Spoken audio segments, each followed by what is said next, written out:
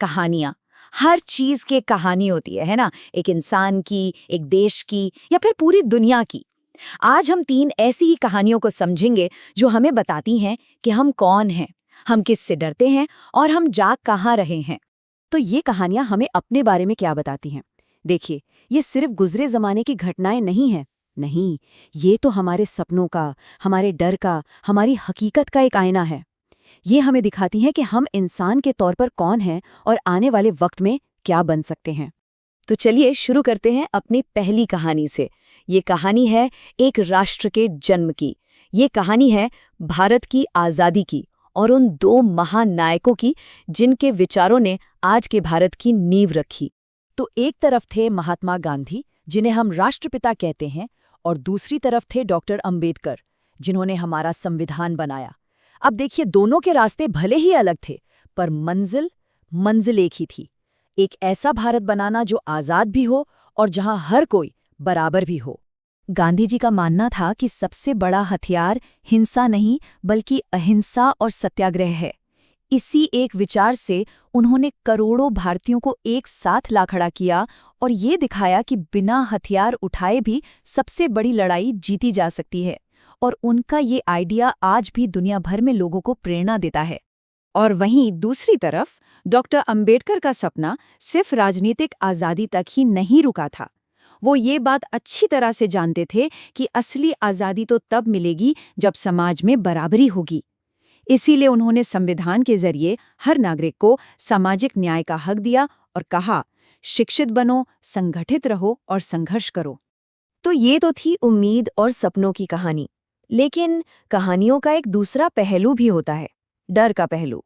वो डर जो हमारे मन में कहीं बहुत गहरे में बसा होता है।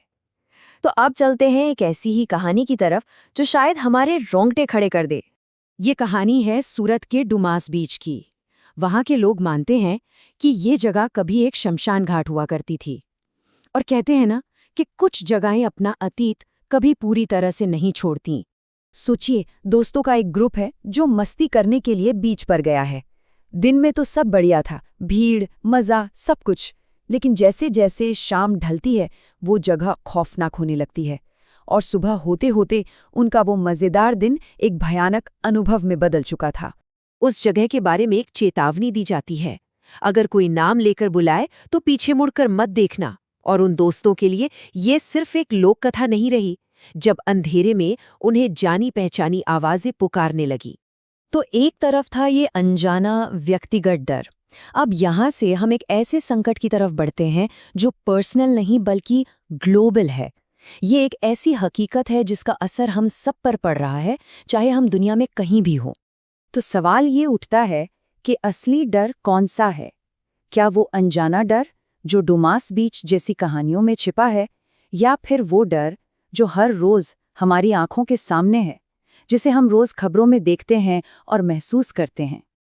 देखिए, इजराइल हमास संघर्ष सिर्फ दो पक्षों के बीच की लड़ाई नहीं है। इसमें दुनिया की बड़ी बड़ी ताकतें भी शामिल हैं। जैसे यूनाइटेड स्टेट्स खुलकर इजराइल का समर्थन कर रहा है, तो ईरान को हमास के करीब माना जाता है। और इन सब के बीच यूनाइटेड नेशंस है जो लगातार शांति की अपील कर रहा है। इससे ये पूरी स्थिति और भी उलझ जाती है।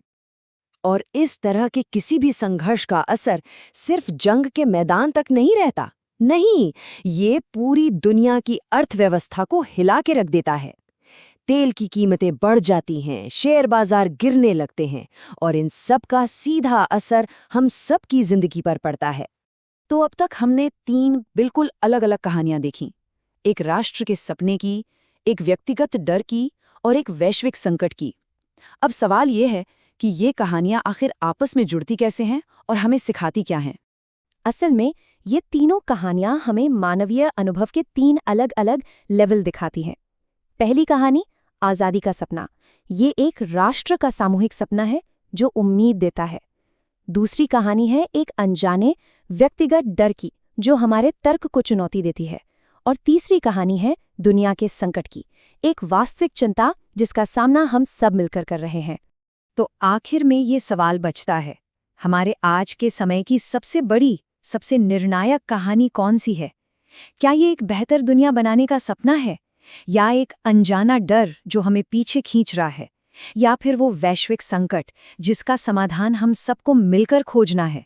शायद इन तीनों कहानियों के बीच का संतुलन ही हमारे भविष्य को तय करेगा।